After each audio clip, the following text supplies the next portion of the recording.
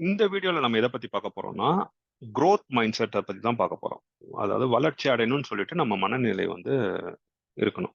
எல்லாருக்குமே கனவுகள் இருக்கணும். எல்லாருமே வெற்றியை நோக்கி தான் ஓடுறோம். எல்லாருமே வளர்ச்சி அடையணும் நினைக்கிறோம். ஆனா அத இலக்குகளா மாற்றி வச்சிருக்கோமா? அப்படிங்கிறது ஒரு முக்கியமான கேள்விக்குறி. சமீபத்துல ஒரு நிறுவனத்தின் ஆண்டு அறிக்கையை வந்து படிக்கிற வாய்ப்பு வந்து எனக்கு கிடைச்சது. அத நான் இப்ப உங்களுக்கு நான் பகிர்றேன்.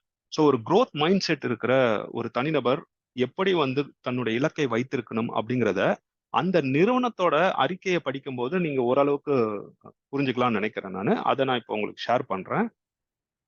ஸோ இந்த இத பாருங்களேன். இது ஒரு நிறுவனத்தோட ஆண்டு அறிக்கையில நான் காண கிடைத்தது. இத பார்த்த உடனேயே இந்த நிறுவனம் வளர்ச்சியை நோக்கி தங்களை செலுத்துகிறார்கள் அப்படிங்கிறது அற்புதமாக புரியுது. ஃபர்ஸ்ட் பாயிண்ட் அவங்க என்ன சொல்றாங்க அப்படின்னா, முன்னாடி வந்து அவங்கள எப்படி பொசிஷன் பண்ணியிருந்தாங்கன்னா, பல இன்ஜினியரிங் கம்பெனிகள்ல நாங்களும் ஒருத்தங்க அப்படின்னு சொல்லி பொசிஷன் பண்ணியிருந்தாங்க. ஆனா இப்ப வந்து dynamic specialised Indian engineering brand அப்படிங்கிற மாரி தங்களை பொசிஷன் பண்ணிக்கிறாங்க. தங்களுடைய தரத்தை வந்து உயர்த்திக்கிறாங்க. இத வெளியில இருந்து யாருமே வந்து சொல்லணும்னு அவசியம் கிடையாது. நமக்குள்ளேயே வந்து இந்த குரோத் மைண்ட் செட் வரணும்னா, நம்மளோட சிந்தனைகள் மாறணும் அப்படிங்கிறத நீங்க இந்த முழு ஸ்லைட்ல அதுதான் அவங்க வந்து தொடர்ந்து நமக்கு வலியுறுத்துறாங்க. பொசிஷனிங்ல இருந்து மார்க்கெட்டிங் ஸ்ட்ராட்டஜி, டெக்னாலஜிக்கல் ஆக்சஸ் இது எல்லாமே பார்த்தீங்கன்னா, அவங்க வந்து ஃபுல்லா குரோத் மைண்ட் செட் தான் காட்டியிருக்காங்க. குரோத் மைண்ட் செட்ன்னே வந்து போட்டிருக்காங்க. ஒரு தனி இதுவே போட்டிருக்காங்க. அதுல என்ன போட்டிருக்காங்க? Content with staying in a comfort zone. எல்லாருமே அப்படிதான் இருக்கும். நமக்கு வசதியா இருக்கிற ஒரு இடத்துல இருந்துக்கிறோம். அதுல இருந்துட்டே வந்து வளர்ச்சிய பத்தி எந்த விதத்திலயும் நம்ம வந்து கவலைப்படுறது இல்ல. இருக்கிற இடமே சொர்க்கம் அப்படின்னு நம்ம நம்பிட்டு இருக்கிறோம்.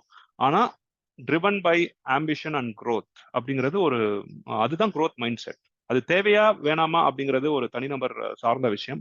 ஆனா ஒரு தனிநபர் வந்து நான் கனவு காண்கிறேன், நான் மிகப்பெரிய வளர்ச்சி அடைவேன், வெற்றி அடைவேன் அப்படின்னு சொல்லிட்டு இருக்கிற கம்ஃபோர்ட்ல இருந்துட்டு அப்படியே சுருங்கி போயிடுறது தப்புங்கிற அளவுல நம்ம இத புரிஞ்சுக்கலாம்.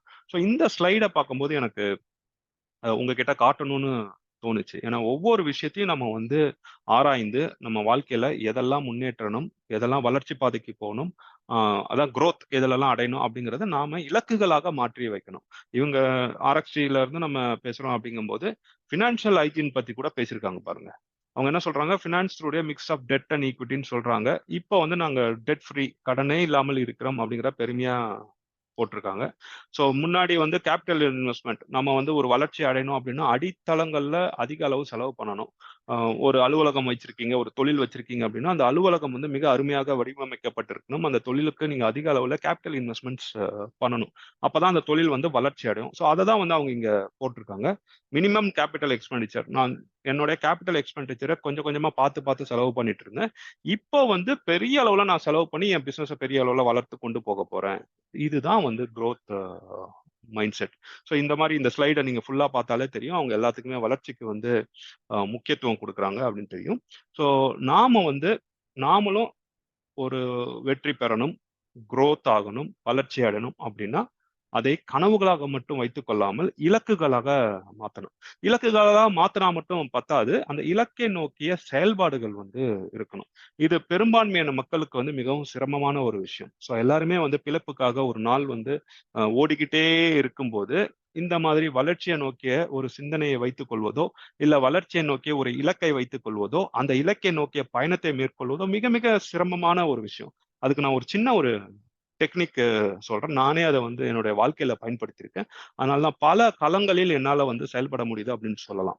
நம்ம என்ன பண்ணணும்? நம்மளுடைய அன்றாட வாழ்க்கை முறைக்கு ஒரு குறிப்பிட்ட நேரத்தை கொடுக்கணும். ஒரு 80% நேரம், 90% நேரம், இல்ல நீங்க 98% நேரத்தையும் குடுத்துருங்க. ஆனா அந்த 1%, 2% நம்மை வளர்ச்சி நோக்கிய பயணத்துக்கு நாம வலிந்து நம்மளையே வந்து ஈடுபடுத்திக் கொள்ள வேண்டும். ஒரு நாள் எடுத்துட்டீங்கன்னா, அன்றைய நாளை ஓட்டுவது மட்டுமே நம்மளுடைய கடமையாக இருக்கக்கூடாது. இன்னும் 5 வருடம் கழித்து நான் என்னவாக இருக்கப் போகிறேன்? 10 வருடம் கழித்து என்னவாக இருக்கப் போகிறேன்? அதுக்கு நான் இப்ப என்ன செய்யணும்? அது குறைந்த செயல்பாடாக இருந்தாலும் பரவால்ல. ஆனால் கண்டிப்பாக செய்யணும். இதுதான் நான் ஒரு டெக்னிக்கா வந்து பயன்படுத்திட்டு இருக்கிறேன். இப்படி பண்ணும்போது என்ன ஆகும் அப்படின்னா, நீங்க எல்லா விஷயத்தையும் ஒரே நேரத்துல பெரிய அளவுல சரியாக செய்ய முடியாது. ஆனால் சின்ன சின்ன விஷயங்கள செய்வதன் மூலமாக ஒரு காலகட்டத்திற்கு பிறகு அது ஒரு பெரிய ஒரு செயல்பாடாக மாறி இருக்கும். அந்த நேரத்தில் இந்த யூனிவர்ஸ், இந்த உலகமே வந்து உங்களுக்கு துணை நின்னு உங்களுடைய கனவுகளை வந்து மெய்ப்பட வைக்கும். உங்களோட வளர்ச்சிக்கு வந்து உறுதுணையாக இருக்கும். நீங்க மிகப்பெரிய அளவுல வளர்ச்சி அடைவீங்க. அப்படிங்கிறதுல வந்து மாற்று கருத்தே கிடையாது. அதுக்கு நானே வந்து உதாரணமாக இருக்கிறேன் அப்படிங்கிறத நான் சொல்லிக்கிறேன். ஸோ அதோட இந்த இன்றைய நாளை வந்து நம்ம முடித்துக் கொள்வோம். நன்றி.